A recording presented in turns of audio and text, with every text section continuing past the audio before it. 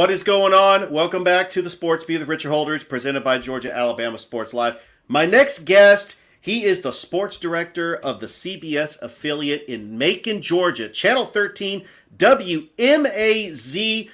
I am so glad that this guy is coming on because, covering sports in Columbus, it's nice to branch out and to talk about sports in the other markets. And sometimes our paths cross, especially like when Southwest is playing Spencer in basketball. Please welcome to the show WMAZ Sports Director Marvin James. Marvin, how are you?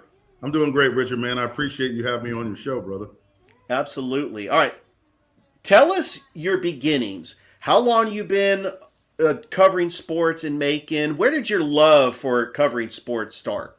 Well, we'll take it back to high school. I graduated from Warner Robins. I'm from the Macon, the Central Georgia area. Graduated from Warner Robins High School. We had a great football program, great tradition there with football. I was kind of not sure what I wanted to do with college. I'm a military brat, so we had been there for about a year or so before my senior year. And we had a powder puff football game one day. And that's, for the younger folks out there, that's when the girls played flag football and the guys were the coaches and all that good stuff and cheerleaders and all that.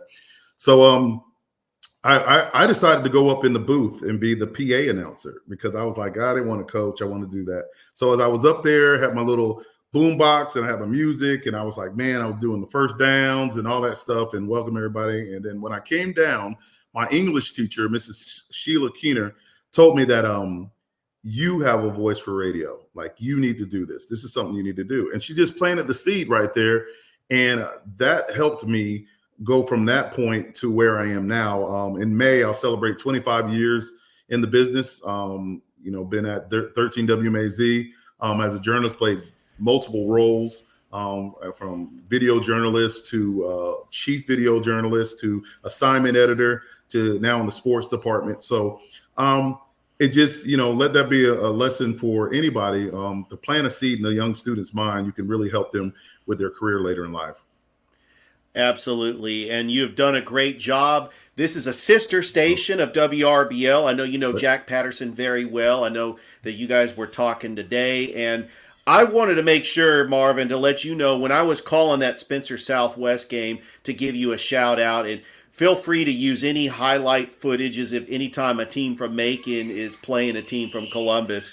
But your teams from Macon are doing well. The Central girls, they're in the Elite Eight. The Southwest boys are in the Elite Eight. Really, what is the buzz for high school basketball right now in Macon and the surrounding areas? Yeah, I got to tell you, just Macon in particular, back in the 70s and 80s, you had to come through Macon literally, not just because the finals were in this at the Coliseum, but you had to come through the Southwest programs, the Northeast programs back in the 70s and 80s because they dominated basketball, both boys and girls.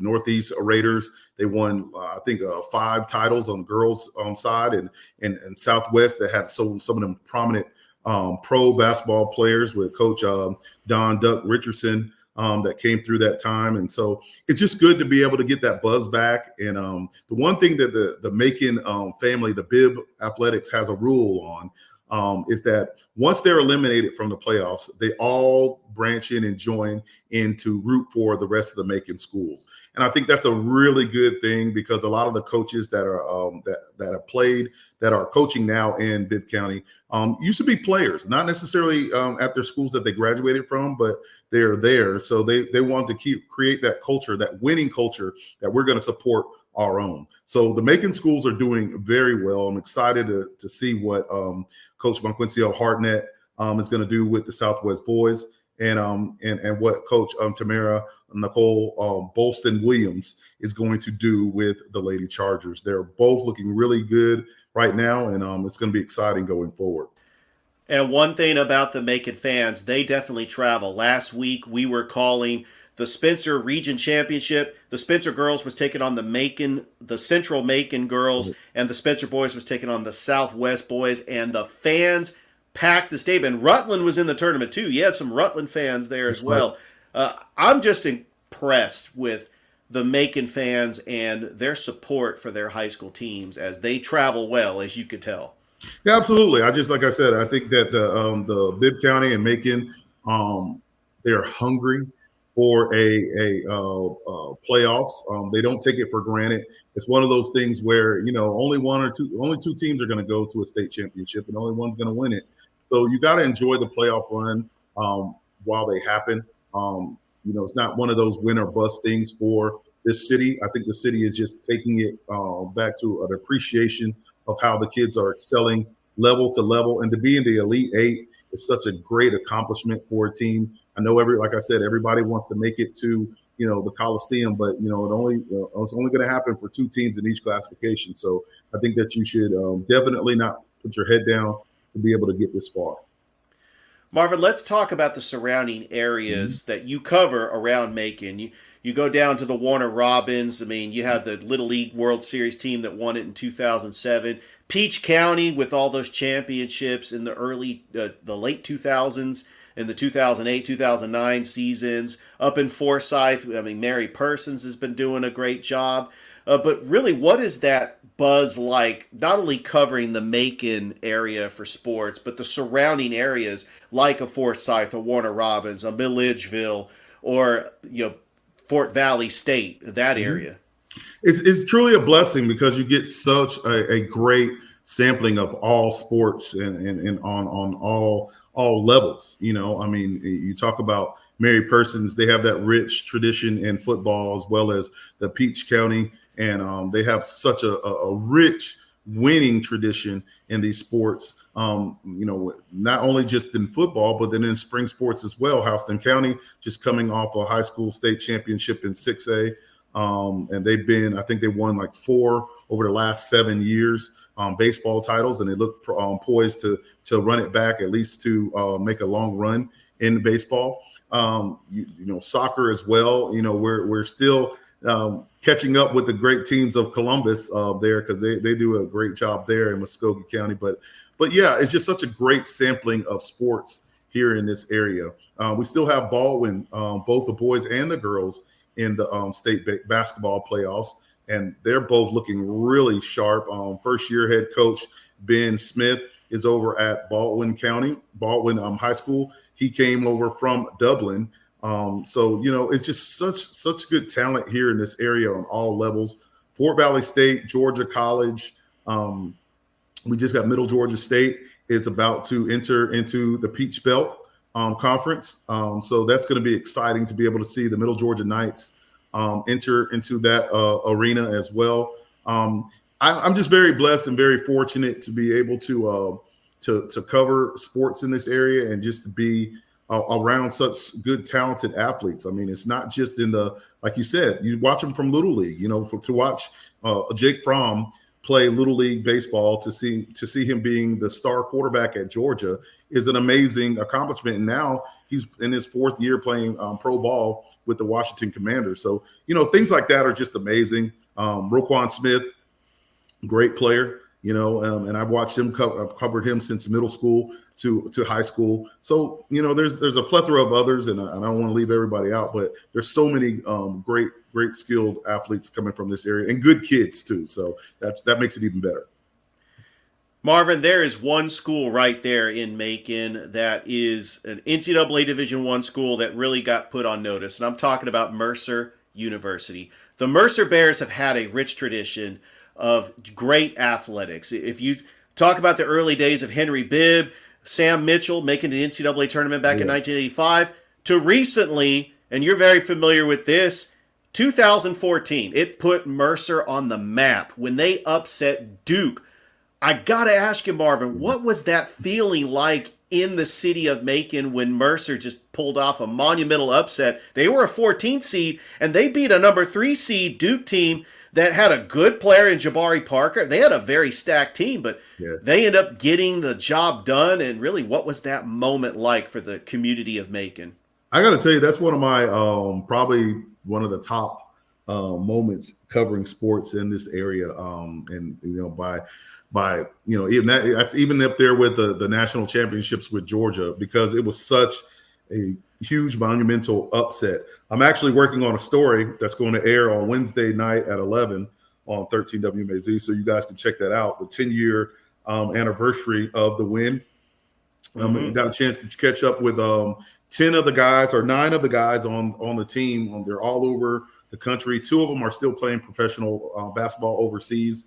One is a coach at Charleston Southern, and the rest are, productive citizens and doing well. So, yeah, just taking you back to that moment. I think, after they won the A-Sun tournament and beating Florida Gulf Coast, Dunk City, everybody was just so excited. Picking Duke, I think people were excited that they were getting a chance, but obviously when you're going up against a big juggernaut as such as Duke, you're thinking, this is not necessarily going to go in our favor. But this was a different Duke team. This Duke team had a bunch of 6-year seniors, a bunch of 5th-year guys, a bunch of just 4-year guys that have been there for a long time. This is before, obviously, the NIL and the transfers. So these guys have been there for a long time and committed to this program. So they weren't your average young team. And going up against a Duke team that literally was very young. They had Jabari Parker, who was a lottery pick, but they didn't have much depth beyond that. So I think it was a perfect storm for Coach Bob Hoffman and those Mercer guys, and they went through. But just watching that game and being there in that game, because Wes Blankenship and myself were able to go to Raleigh and watch that game, and just to be in that presence of the game and see it happen is pure elation. Like I watch, everybody watches March Madness, and to be a part of a one shining moment, like we all watch that video at the end, and it gives us the chills and the goosebumps, and probably a lot of us don't admit we get the teary eyes at the end of the night watching that game, but to see it in live action unfold was like, this is what it's all about. And it was just a great, to call back home and to see the videos that we saw on our air from, elementary schools and middle schools were letting their kids out during lunch to watch the game on the big screen, and to see Mercer Village full of students watching it outside and cheering. It just really makes you feel good for the Cinderella teams and understand what that truly is about. Now, 10 years later, I've seen Cinderella teams win it, and I know exactly how that feels for those programs. And it's so big, and it's such a great moment to have for the rest of your life. These guys now, I'm sure they go to Applebee's, they go to Olive Garden. People may not recognize them, but when you find out that they're a part of them, you just want to sit up there and ask them, how did it feel? What does it feel like? And they have great stories. They're very humble. And I'm just, I'm just forever indebted to being able to cover that with Mercer. I don't know if I'll ever get anything bigger than that. Well, the sports scene in Macon is really incredible. Macon is also the home of the Georgia Sports Hall of Fame. Recently, this past weekend, we had the induction ceremony for the 2024 class. It's a very good class. I like the fact Sharif Abdur-Rahim, you got Eric Berry, one of the hardest hitting safeties, Brian McCann, Chris Carpenter, the legendary coach Paul Johnson. What was that scene like? And did WMAZ cover that? Is that a Macon event, or was that something that was for the state? Oh, it's a state event, but we're so blessed to be able to have it, so we don't have to travel very far to cover it. Absolutely. But yeah, it's just a great event. Shout out to Coach Paul Johnson. He was my coach at Georgia Southern my last 2 years there, so I was very proud to be able to be a part of that.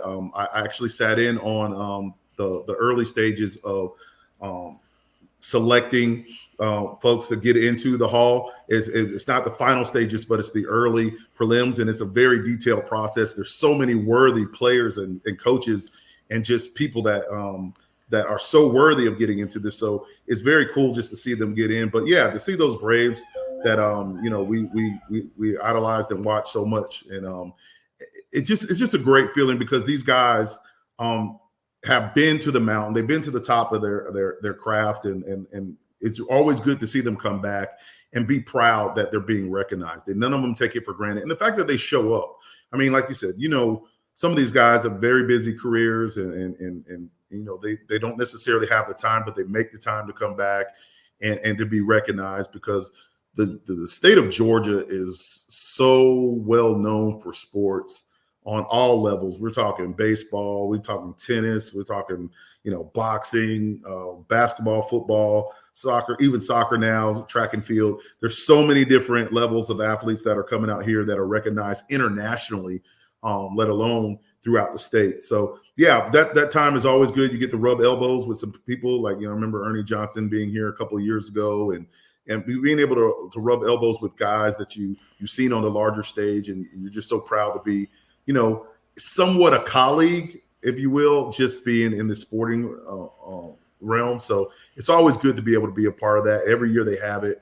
It's not long enough for me. I wish it could be like a 3 or 4 day event, but it's definitely awesome to see those guys get recognized and given their flowers, while they can smell them. Absolutely. And we did have the jacket ceremony. We had Fan Fest on Saturday. 3 other players that I forgot to mention: Carolina linebacker Thomas Davis, who played at Georgia, Georgia Sports Communications Director Claude Felton, who just recently retired, and tennis star Wendy White-Prasa were also the 2024 inductees. I think the hall is just great to go to, especially if you love sports in Georgia. We've had some great sports moments in the state, and just going to the Hall of Fame right there in Macon is really a treat if you're a sports fan, especially if you love the history of sports. Like you mentioned, Warner Robins, the Little League in 2007. Columbus has our own championship in 2006. And then we got the 1996 Olympics, and just so many great events. Yeah, I think that is a well-kept secret. It's one of those things that they're not trying to be a kept secret. They want people to come on out. Because when you go in there, you're going to learn something. I mean, I go in there quite often, and I learn something new every time. I'll sit there. There's so many times I've said, man, I didn't know they were from Georgia, or how did I not know that they had an affiliation to Georgia? And I think that's the best thing about it, is that you learn something every time, because there's so many different just venues within there, and there's so many different scenes that are part of it, so many different jerseys, and obviously the history of sports, transcends, hundreds of years. So when you go in there and you say, wow, this exhibit is amazing, I did not know this. So I think that's the coolest thing about it. Even if you're the biggest sports buff, you're going to learn something new. You're going to see something that catches your eye. You're going to find out a fact or a factoid that you did not know. And that's the best thing about it. It's like, it's a great venue to be able to go a part of. One thing about Georgia, you got to go through it a lot of times as you're passing through going to Atlanta, or you're coming through going to Macon, or you're going through Savannah. Pull aside, set aside an hour and a half, pull aside, go downtown, get you some good food, and then take a chance to check out the Macon music, not Macon, but the Georgia Sports Hall of Fame on Cherry Street. You definitely be glad you did that. Absolutely. Macon is a very unique sports town. Like Columbus, we have our semi-pro teams, the Columbus River Dragons. We also have a minor league baseball team coming in 2025, the Columbus Lions indoor team. Macon has got the Macon Mayhem, and they also have the Macon Bacon. And you covering these two teams, what is the fan bases like? What style do they play? I know what the Macon Mayhem is, in the SPHL. Yes, right. They're a league a little bit above the River Dragons. The River Dragons are actually in the Federal Prospects Hockey League. But what is that like, covering the Macon Mayhem and also the Macon Bacon when their season starts up? I think at one point we were sharing. I think you guys had the Cottonmouths or something like that. That's right. Yeah. So I think they played in the same league at one point. But yeah. Macon Mayhem is a very strong team, rich tradition. It's 50 years celebrating Macon hockey here in this area. Like, that's impressive. Now, I'm sorry, it might not be 50. I think it's 30 years. 30 years, because we had the Macon Whoopie in the 70s that was a part of this community. And then from there, we went to Macon Steel, and now we have the Macon Mayhem. So yeah, the one thing about the Macon Mayhem right now is, like, it's a shared league. So a lot of the players go to the ECHL. So that you get a chance to see some good players, and you get to see some not so good players, but you get to see some players that are growing into the field of hockey. A lot of times it's like a AAA or a single A, actually a single A Macon league or hockey league, and it's very entertaining. I think one of the things they do a great job of doing some I won't say halftime shows, but shows in between the periods. And there's just so many great theme nights. So you're going to have a great time, whether they lose or win. You're going to enjoy the atmosphere there. And the Macon Bacon, I mean, what can I say? They were a part of the Savannah Bananas for so long in that league, in the Coastal Plains League. And right now they're standing alone because the Bananas have branched out. But again, they're the same thing. They do a great theme night. They do great entertainment throughout the night. They have fireworks after every game. They have different specials of a menu full of bacon products. So you can't go wrong with that, right? So there's always going to be something there in the concessions for you with there. And the baseball is really great because it's college all-star baseball, wood bat league, if you will. So you're going to get guys from all over the map, not just Georgia, but you're going to get guys from, the Midwest. You're going to get guys from the SEC.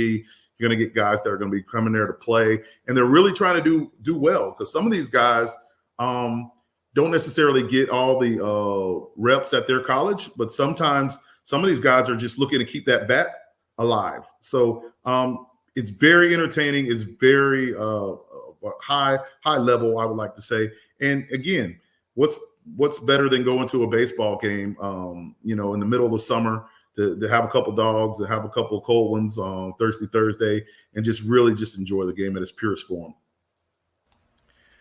Marvin, this has been fun. Before I let you go, tell all my viewers and listeners where they can find you on social media and how they can watch you in the Macon area. Or can they watch you online if they're not in the Macon area on WMAZ?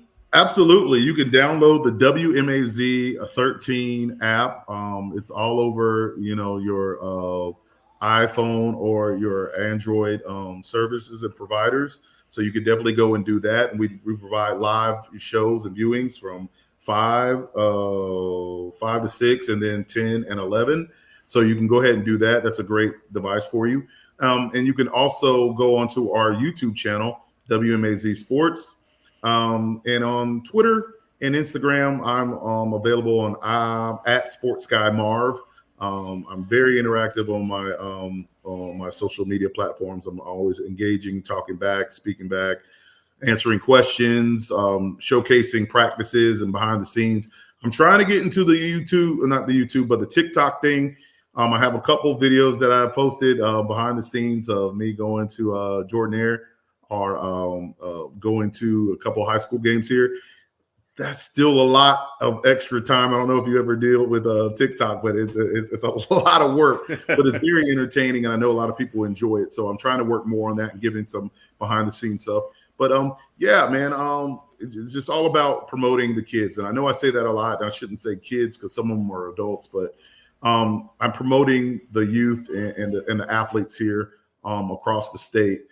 They do such a great job. And my favorite is actually going to the local games. I mean, it's nothing more than to go on the road and follow one of the teams from the area, and they see you and they see that Mike flag and they get excited because they're like, wow, we're about to be on TV, and so that's always what it's all about.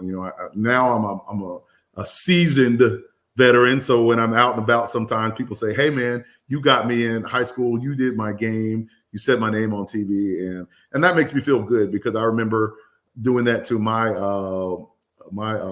mentor and Frank Malloy, who's at 13 WMAZ now as our main anchor. But yeah, it was a great opportunity to do that. So it's fun times, man. It has its good days and bad days, but for the most part, I enjoy it very, very much. Right now it's softball. It's college softball, baseball, college and high school baseball, soccer, and track and field. So we got our hands full. Well, Marvin, I appreciate you taking time out of your busy schedule and coming on the show, and love to have you back on. Always, man. Just give me a holler, man. I appreciate the time. I'll text you my number, so anytime you want to get in touch, we can do this. Absolutely. WMAZ Sports Director Marvin James, a CBS affiliate out of Macon, Georgia. Thank you so much, everybody, for watching us on YouTube and on Facebook and listening to us on WQEE 99.1 FM. All right, that's it. That's our show. Hope everybody has a great rest of your day, and we're out of here.